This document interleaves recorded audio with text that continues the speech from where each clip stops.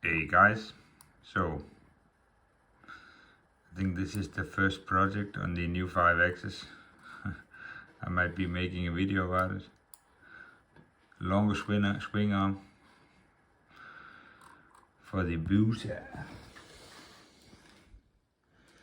This one was shortened up by the previous owner. I'm trying to get it a little further back, so I'm not the greatest in drawing and sketching up, but I think this will be pretty good. Will be welded to the existing swing arm. So yeah, I might make a little fun project and make a video about it when I get the new machine.